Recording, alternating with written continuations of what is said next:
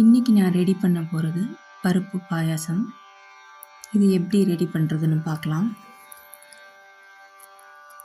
நான் பாசிப்பருப்பு ஒரு 3/4 டம்ளர் எடுத்திருக்கேன்.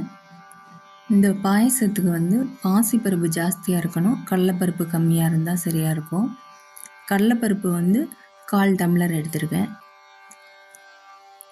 இதை நல்லா 2-3 தடவை கழுவிட்டு குக்கரில் ஒரு 3 விசில் இல்லாட்டி 4 விசில், 3 விசில் போதும்.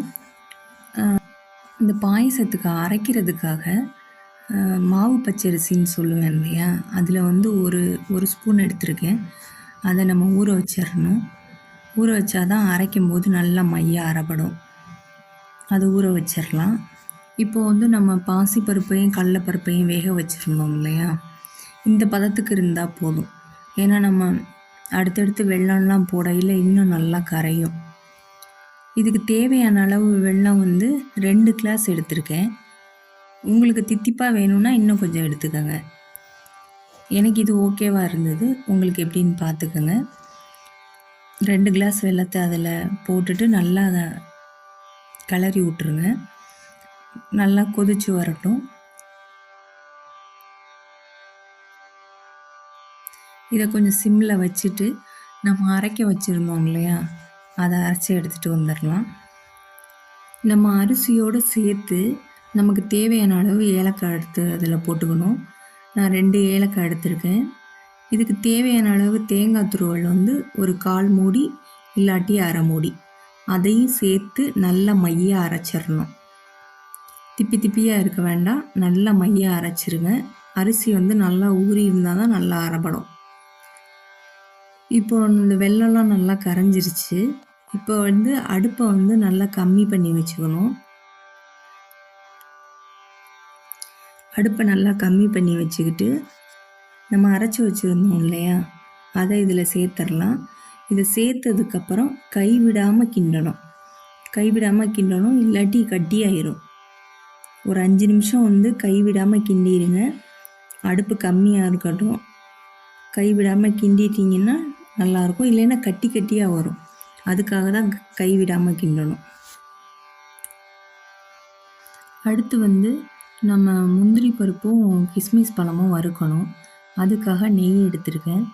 நெய் மீடியமாக தான் எடுத்திருக்கேன். நீங்கள் வேணால் கொஞ்சம் ஜாஸ்தியாக எடுத்துக்கோங்க.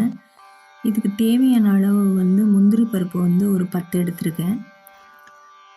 அது நல்லா பொன்னிறமாக வந்ததுக்கப்புறம் நம்ம கிஸ்மிஸ் பழம் இருக்குது இல்லையா, அதையும் இதில் சேர்த்துடலாம். நான் எப்போவுமே கிஸ்மிஸ் பழத்தை போட்டதுக்கப்புறம் ஒரு ஒரு செகண்டில் அடுப்பை ஆஃப் பண்ணிடுவேன். ஆஃப் பண்ணிவிட்டு அதுக்கப்புறம் அந்த சூட்டிலே இது பண்ணிடுவேன், இல்லாட்டி கருகி போயிடும் அது சீக்கிரம். அதுக்காக தான் நான் அப்படி பண்ணுவேன்.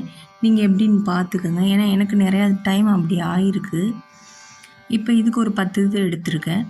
எடுத்துட்டு ஒரு செகண்ட் தான், அதுக்கப்புறம் அடுப்பை ஆஃப் பண்ணிடுவேன். அந்த சூடுலேயே தான் நான் பண்ணுவேன். அடுப்போட ஹீட் இருக்கு இல்லையா, அந்த ஹீட்லேயே நம்ம சரி பண்ணிடணும், இல்லைன்னா கருகி போயிடும். எனக்கு அது நிறையா டைம் அது நடந்திருக்கு. அதனால தான் நான் அப்படி பண்ணுறது. உங்களுக்கும் அப்படி நடந்துருந்துன்னா இந்த மாதிரி ட்ரை பண்ணி பாருங்கள். இப்போ இது நல்லா வறுபட்டுருச்சு. இப்போ அதை டைரெக்டாக நம்ம பாயசத்தில் மிக்ஸ் பண்ண போகிறோம். பாயசத்தில் மிக்ஸ் பண்ணிட்டோன்னா அவ்வளோதான், நம்ம பாயசம் ரெடி ஆயிடுச்சு. இப்போ திரும்பவும் அடுப்பை ஆன் பண்ணிவிட்டு ஒரே ஒரு கொதி வந்தால் போதும், பாயசம் ரெடி ஆயிடுச்சுன்னு அர்த்தம். அவ்வளோதான்.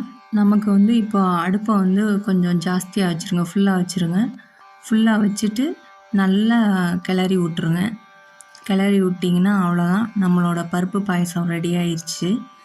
நீங்களும் இதை ட்ரை பண்ணி பாருங்கள்.